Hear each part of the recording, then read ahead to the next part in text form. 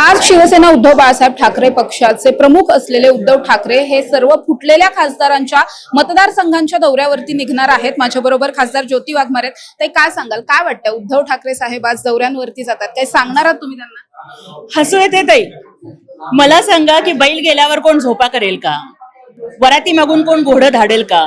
परंतु सगळे खासदार सोडून गेल्यानंतर उद्धव ठाकरेंनी हा दौरा करणं वराती मागून घोडे धाडण्याचा प्रकार आहे। काल त्यांनी काहीतरी टीझर जाहीर केला म्हणे। अहो, जनतेने तुम्हाला लूजर ठरवलंय, आता काय टीझर दाखवताय? तुमच्या पिक्चरचा दी एंड एकनाथ शिंदे साहेबांनी कधीच केलेला आहे। त्यामुळे मला वाटतं आपल्या मुलाला महाराष्ट्राच्या राजकारणामध्ये एस्टॅब्लिश करण्याची ही त्यांची केविलवाणी धडपड आहे। म्हणजे त्यांची मुलं अजूनही एस्टॅब्लिश नाहीयेत असं म्हणायचं? एस्टॅब्लिश होणं म्हणजे काय असतं? कोल्ड कॉफी पिणं, प्रिंगल्स खाणं, सँडविच खाणं, महाराष्ट्राच्या मातीमध्ये न फिरता लंडन आणि युरोपच्या थंडीमध्ये मजा मारणं, हे राजकारणामध्ये एस्टॅब्लिश होणं नसतं ताई। जनतेची दुःख ओळखता यावी लागतात, शेतकऱ्यांच्या डोळ्यातले अश्रू पुसता यावे लागतात आणि लाडक्या बहिणींचा आधार बनावा लागतं।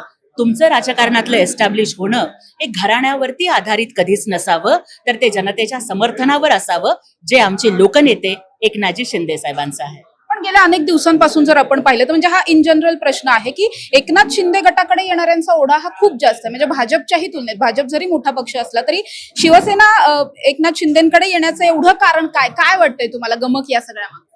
मला वाटतं की मला मराठीतलं एक गाणं आठवतं यासाठी की भल्या भल्यांच्या केल्यात बत्त्या गुल, आमचा नेता लय पॉवरफुल। अरे बघतोस काय रागानं, त्यांना चितपट केलंय वाघानं। असं वाघासारखं नेतृत्व आम्हाला माननीय एकनाथजी शिंदे साहेबांच्या रूपानं मिळालंय। त्यांचं काळीज निधड्या छातीचं, ढाण्या वाघाचं, पण त्याच वेळेला लाडक्या बहिणींच्या पाठीशी उभ्या राहणाऱ्या हळव्या भावाचं संवेदनशीलता, आक्रमकपणा दोन्ही आम्हाला आमच्या नेत्यांमध्ये बघायला मिळतो। 18-18, 20-20 तास ते जनतेसाठी उपलब्ध आहेत। एका बाजूला ठाकरे हे आमदार खासदारांना भेटत नाहीत, तर आमचे नेते एकनाथ शिंदे साहेब सर्वसामान्य शिवसैनिकांना सुद्धा भेटतात। त्यामुळेच दररोज अनेक प्रवेश हे त्यांच्या नेतृत्वाखाली होत आहेत। काल एक अशी घटना घडली की राज्याचे मुख्यमंत्री असलेले देवेंद्र फडणवीस आणि उद्धव ठाकरे चुकून एका विमानामध्ये बसले आणि त्याच्या प्रचंड चर्चा झाल्या। तुम्ही कसं पाहताय? कारण ठाकरे गटाचे काही नेते यावरती थोडं संवेदनशील होऊन बोलताना दिसतात। बरे, डुबत्याला काडीचा सहारा म्हणतात, तर तो असेल दिल को बहलाने के लिए गालिब, ये ख्याल भी उनके लिए अच्छा है। पण मला वाटतं की तो केवळ एक योगायोग होता। माननीय मुख्यमंत्रीजी प्रवास करत होते आणि त्याच विमानामध्ये उद्धवजी आणि बाकीचे युबीटीचे नेते होते। पण मला उद्धवजींना प्रश्न विचारायचा आहे, अरे तुम्हीच म्हणत होतात ना, एक तर तू राहशील नाहीतर मी राहीन, मग त्यांच्या बरोबर विमानात का बसलात?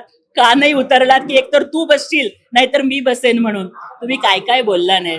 कलंक काय म्हणालात, औरंगजेब काय म्हणालात, अफजल खान काय म्हणालात, आणि आता इतके रंग बदलताय, हे बरं नवं वागणं।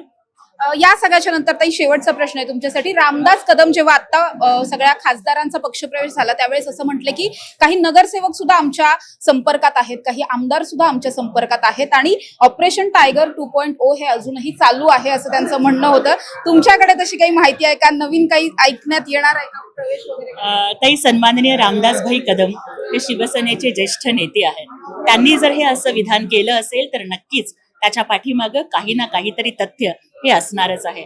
मी तर राजकारणामध्ये एक अत्यंत जमिनीवरती काम करणारी कार्यकर्ती आहे। मला त्या संदर्भात काहीच माहिती नाही।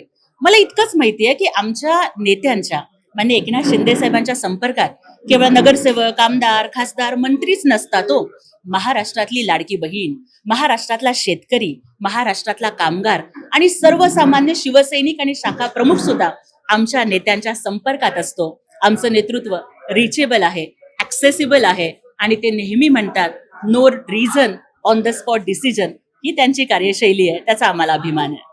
नक्कीच माझ्याबरोबर ज्योती वाघमारे होत्या। जसं ताईंनी सांगितलं की या सगळ्यामध्ये जर आपण पाहिलं तर सगळ्यात महत्वाचं असं आहे की आमचे जे नेते आहेत ते रिचेबल आहेत, ऍक्सेसेबल आहेत। त्यामुळेच इथून पुढच्या काळात सुद्धा खूप मोठ्या संख्येने पक्षप्रवेश हे आमच्या पक्षामध्ये होऊ शकतात असा एक विश्वास त्यांनी व्यक्त केलेला पाहायला मिळतोय। त्याचबरोबर ऑलरेडी खासदार फुटलेले असताना आता उद्धव ठाकरे त्यांच्या मतदारसंघांमध्ये जाऊन काय करणार आहेत हा प्रश्न सुद्धा त्यांनी उपस्थित केलाय। कॅमेरा पर्सन निलेश सह समृद्धी जाधव, टॉप न्यूज मराठी।